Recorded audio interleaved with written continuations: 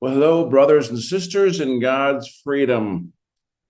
You're getting this message because you are obviously concerned about protecting your God-given and constitutionally protected rights. And we're seeing these being stripped from us right before our very eyes. Many of you have associated with NATF because you want to have an impact on this defense effort and be in the loop on what's going on in this war for our tradition, our culture, our rights, our law. But let's be clear, NATF is not some well-funded powerhouse entity that can make things happen by the wave of a hand. NATF is you and millions of other Americans who are coming together, drawing the line and saying enough is enough and no more. Without you and millions of others who are willing to just say no, NATF is nothing. You should be aware by now that we're currently working to assist one Mr. Everson, who is facing 5 years in federal prison, having been found guilty of crimes he didn't commit.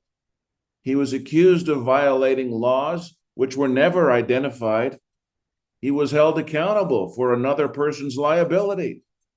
He was denied the ability to produce exculpatory evidence to the court and denied due process in more ways than you can count. Unbelievable. The bottom line is that he's on the chopping block because he doesn't just follow the Pied Piper blindly, and he actually thinks for himself. Believe it or not, that's a crime these days.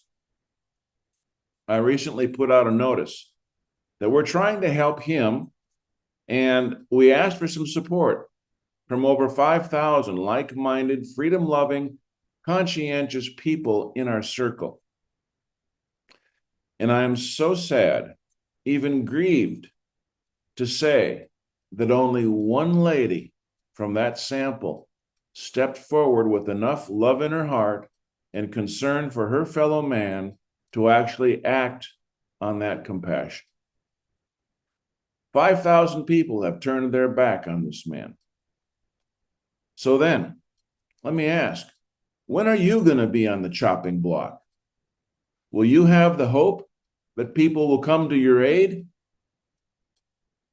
If this situation is any indication, I have some bad news for you. But I don't believe it is.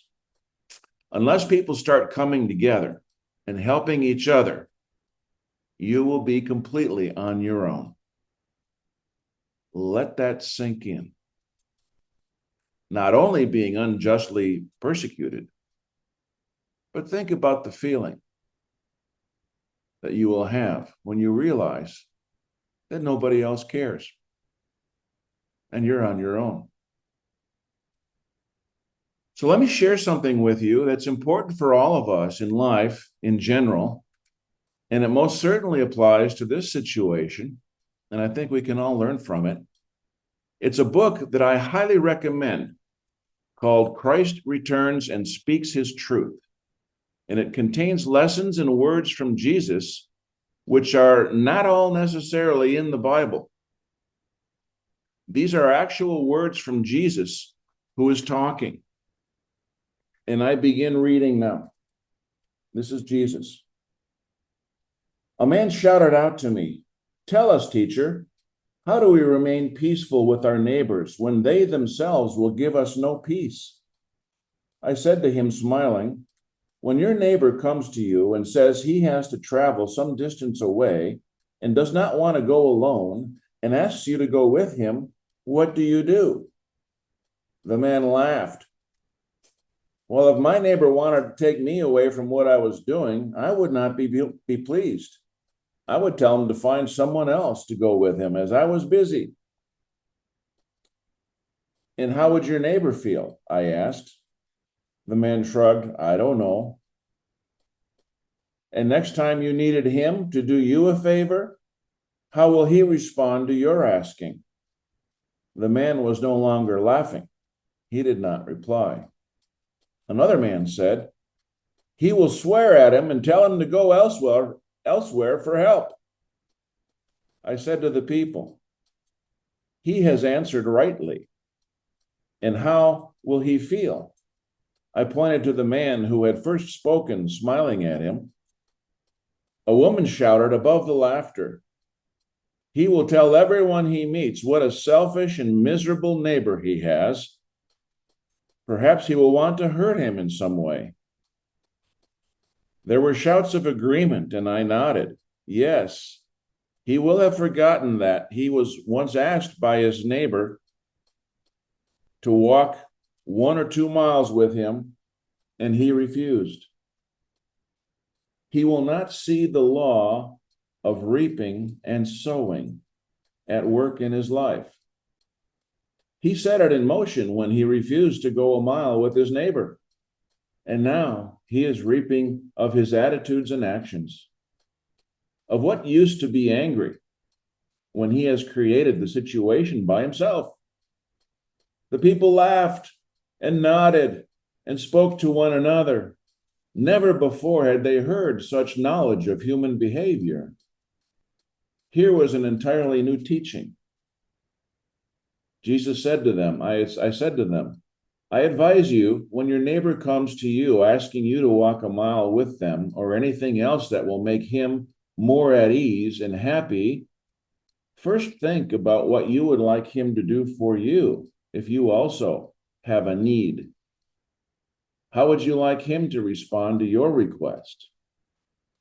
A murmur swept through the crowd, and I could see that they understood what I was telling them. In fact, if your neighbor asks you to go 1 mile, do it with a happy, easy agreement, and be prepared to go on to do 2 miles if necessary. When you refuse people, you do not realize it, but you tighten up your minds and bodies, ready to protect yourself from being forced to do something you do not want to do. You tighten up your minds and bodies, and the Father is tightened up also and cannot do his love work within you. And out of this tightening comes sickness. I'll leave it at that. Point having been made. Give that some thought and consideration. And I'll give you some links in the description box. And all I ask you is to examine your conscience, let the Spirit guide you. And I thank you so much for your attention. Take care, God bless, and goodbye for now.